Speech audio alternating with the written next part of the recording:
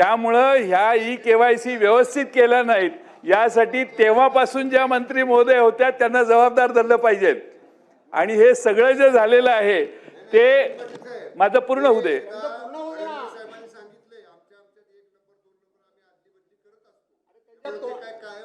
अध्यक्ष महोदय, एकनाथ शिंदे साहेब असल्याच लोकांनी तुमचं नुकसान केलेलं आहे। एकनाथ शिंदे साहेब असल्याच लोकांनी तुमचं नुकसान केलं, तुम्हाला ते सारखं समजावून सांगतायत, काय हरकत नाही। एक नंबर हा एक नंबरच असतो, एक नंबर हा एक नंबरच असतो। दोन नंबरला चंद्रकांत बाबा काय बोलले, ठीक आहे, एक नंबर दोन नंबर बद्दल ते जरा बघून घ्या। आमचं एक नंबर काय म्हटलं, अरे तुम्ही एकनाथरावांची माणसं एकनाथरावांबद्दल बोला। नाही अध्यक्ष महोदय, माझ्या मला संरक्षण द्या, म्हणून माझा अध्यक्ष महोदय प्रश्नाला सन्माननीय मंत्री महोदयांनी उत्तर दिलं नाही की ज्यांनी चुकीची KYC भरली किंवा भरली नसेल त्यांच्यावर आपण गुन्हे दाखल करणार का। आणि दुसरा प्रश्न म्हणजे अध्यक्ष महोदय, या योजनेने गिरीश महाजन साहेब या योजनेने काय परिणाम झाला, तर तुम्ही सगळे इकडे येण्याच्या म्हणजे झोल्यात होता पण तिकडे गेला। त्याला जो प्रमुख ज्याने हे तुम्हाला योजना आणायचं काम केलं त्या माणसावर अन्याय होतोय असं आता अलीकडे आम्हाला वाटायला लागले। त्यामुळं आता ते देसाई शंभूराजे काय म्हणतायत की एक नंबरचा दोन नंबर जाईल तर दोन नंबरचा एक नंबरही जाऊ शकतो। हे आता एक नंबर इथं नाहीये म्हणून असं तुम्ही म्हणताय।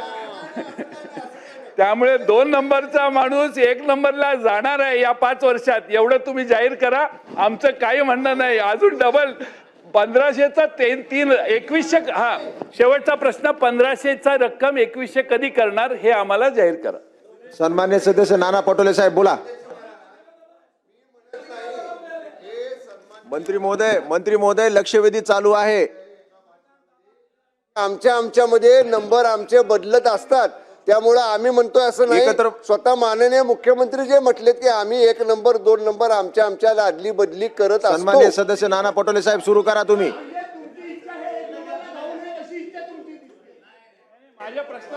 प्रश्नाचं उत्तर मंत्री महोदय मॅडम एकत्र देतील। अध्यक्ष महाराज, नाही दुसरा प्रश्न असा आहे की आपण दादा दोन शेवटचा प्रश्न आहे, एक मे केसेस करणार का, आणि 1500 रुपयाची आपण घोषणा शिंदे साहेबांनीच केलेली आहे, 2100 रुपये करणार, तर ते 2100 रुपये या आर्थिक वर्षात आपण करणार का पुढच्या आर्थिक वर्षात करणार। की बहीण योजनेचे ऍप्लिकेशन सर ज्याचा उल्लेख आपण आकडेवारीचा केला, ॲपवर साधारणपणे 1,34,85,000 इतके ॲप्लिकेशन्स आहेत आणि पोर्टलवर ज्याचा आकडेवारीचा आपण उल्लेख केला ते 1,06,00,000, असं दोन्ही बायफर्केशननी हे 2,43,00,000 आहेत। आणि ते आकडे आत्ताही आपल्याला ॲप आणि पोर्टलवर दोन्हीवरही आपल्याला हे पाहायला मिळतात। मी ह्याची कारण आपण रजिस्ट्रेशन करताना ज्यांना ॲप सोयीस्कर पडतो त्यांना ॲप, ज्यांना पोर्टल सोयीस्कर पडतो त्यांना पोर्टल, अशा पद्धतीने आपण दिलेला आहे। मी साहेब या संदर्भातली आपल्याला सविस्तर माहिती ही त्या ठिकाणी ठेवते आणि त्याच्यामुळे लाभार्थ्यांची संख्या ही व्यवस्थित रजिस्टर्ड पद्धतीने आहे। दुसरी महत्त्वाची गोष्ट म्हणजे जी काही रिकव्हरीची प्रक्रिया आहे, ज्या सरकारी कर्मचाऱ्यांनी त्या ठिकाणी लाभ घेतलेला आहे ती 2 महिन्याच्या आत पूर्ण केली जाईल। 12,000 का 12,500 जे पुरुष लाभार्थी सुद्धा जे दाखवण्यात आलेले आहेत स्क्रुटिनीमध्ये, त्या संदर्भामध्ये सुद्धा क्रॉस व्हेरिफिकेशन करून त्याच्यातले किती जेन्युइन बेनिफिशरीज आहेत, किती फेक बेनिफिशरीज आहेत, या संदर्भातली हे करून त्या संदर्भातली चौकशी करून त्यांच्यावर कडक कारवाई केली जाईल। महाराज, लाडकी बहीणची चर्चा काल कुठलंही कारण नसताना मुख्यमंत्र्यांनी या सभागृहात उपस्थित केली।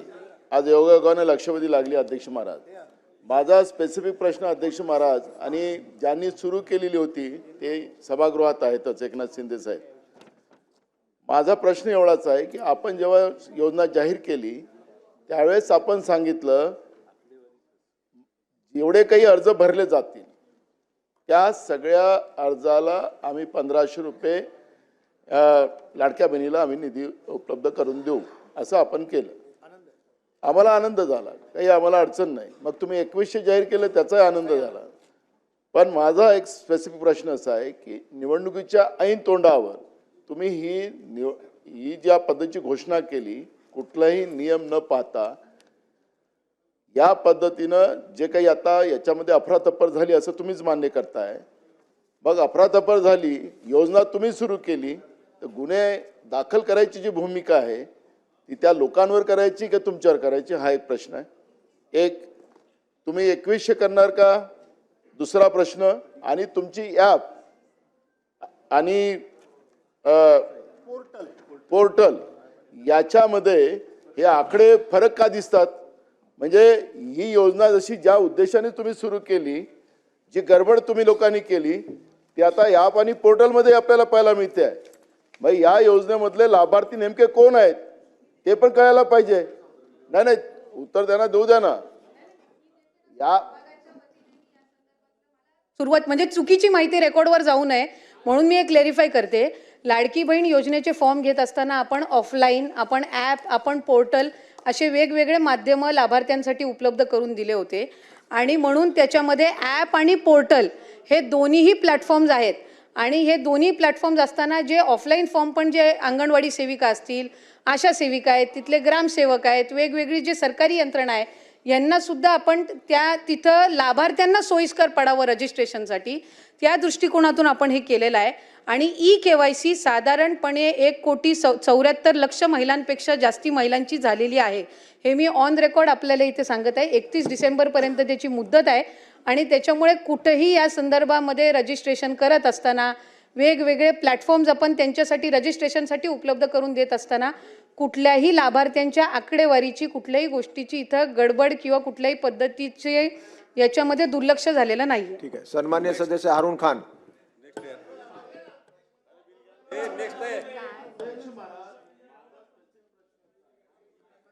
केलं अध्यक्ष महाराज, त्यांनी आता मान्य प्रश्नाचं केलं. उत्तर दिलं ना. अध्यक्ष 10 महाराज, मिनिटं त्यांनी झाले मान्य चालू आहे केलं. लक्षवेधी. 15 त्यांनी मिनिटं झाली. मान्य केलं. आशा वर्कर, अंगणवाडी सेविका, ग्रामसेवक आम्ही सगळ्यांना कामाला लावलं. यांनी टार्गेट दिलं होतं अध्यक्ष महाराज त्यावेळेस, एवढे फॉर्म भरलेच पाहिजे. आणि त्या पद्धतीने त्यांनी फॉर्म भरलेत आणि बोगस भरले. तुम्ही टार्गेट दिलेलं होतं. आणि मग तुमचं आता टॅब आणि या दोन्ही त्याच्यात फरक जाणवत आहे. आम्ही काय तुम्हाला मदत केली ना, पण तुम्ही सरकारच्या योजना आम्ही त्याचं समर्थन केलेलं आहे. पण याच्यात जे गडबड झालेली आहे त्याला गुन्हेगार कोण. आखरी हे जनतेचे पैसे आहेत. तुम्ही मालक नाही आहात. जनतेच्या पैशाचा हिशोब द्यावा लागेल तुम्हाला. अजून सांगायचंय की या रजिस्ट्रेशनमध्ये कुठल्याही पद्धतीची गडबड किंवा कुठल्याही पद्धतीचे 2 आपण त्यांना माध्यमं उपलब्ध करून दिले होते. प्रत्येक योजनेमध्ये असतात ॲप आणि पोर्टल. ऑनलाईन पद्धतीनं रजिस्ट्रेशन करत असताना 2 माध्यमं ही सगळ्या स्कीममध्ये दिले जातात. आपण इतरही स्कीममध्ये तपासलेत तरी त्या पद्धतीनं आहे. आणि लाभार्थ्यांची संख्या ही सुरुवातीपासून 2-2.5-3 कोटीच्या संख्येमध्येच आहे. त्याच्यामुळे या संदर्भातला आता नव्याने काही आपण त्याबद्दल कॉन्ट्रोवर्सी तयार करून किंवा लाडक्या बहिणींच्या योजनेला आणखीन बदनाम करण्याच्या दृष्टिकोनातून काही वेगळे विषय इथे काढू नये आणि रेकॉर्डवर काही चुकीचं येऊ नये अशीच माझी सभागृहाला विनंती आहे.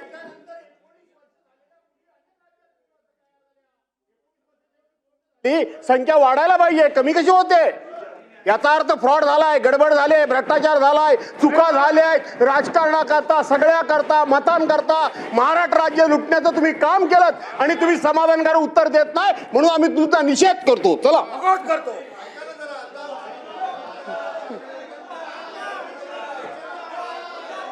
चला. अध्यक्ष नाना, तुम्हाला ऐकायचंय ना. लक्षवेधी 7 आणि 8. एक मिनिट. लक्षवेधी 7 आणि 8 पुढे ढकलण्यात येत आहे. अध्यक्ष महोदय, आता आपण विधेयक घेऊ. बिल थांबा अध्यक्ष, थांबा 1 मिनिट. राज्याचे उपमुख्यमंत्री शिंदे साहेब काय बोलतायत.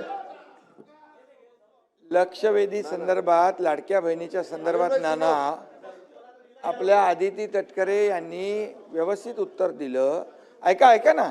अरे तुम्ही ही योजना जेव्हा सुरू केली तेव्हा ती, आता तुम्ही म्हणताय लाडक्या बहिणीवर अन्याय होतोय, तुम्ही योजना बंद करण्यासाठी कोण गेलं वडपल्लीवार कोर्टामध्ये, कोण गेलं बघा. वडपल्लीवर कोणाचा समर्थक होता आणि वडपल्लीवर अध्यक्ष महोदय यांनी योजना बंद व्हावी म्हणून कोर्टात गेले आणि ते नानाचा माणूस होता वडपल्लीवर. आणि या ठिकाणी बसा ऐका, सत्य ऐका जरा. आणि म्हणून आम्ही जी योजना सुरू केली त्या योजनेमध्ये बिलकुल कुठल्याही परिस्थिती आम्ही चांगल्या भावनेने भूमिकेत ही योजना सुरू केली. त्यावेळेस तुम्हाला वाटलं हे फक्त निवडणुकीपुरती घोषणा आहे. तुम्ही चुनावी जुमला म्हणाले नाना, तुम्ही म्हणाले ही फसवी घोषणा आहे, तुम्ही एवढ्यावर थांबले नाही.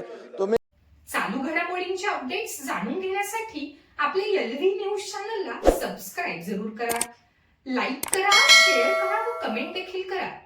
बेल आयकॉनवर प्रेस करा व नोटिफिकेशन्स मिळवा. पाहत रहा फक्त LV न्यूज. मुख्य संपादक विलास उत्तम लोखंडे.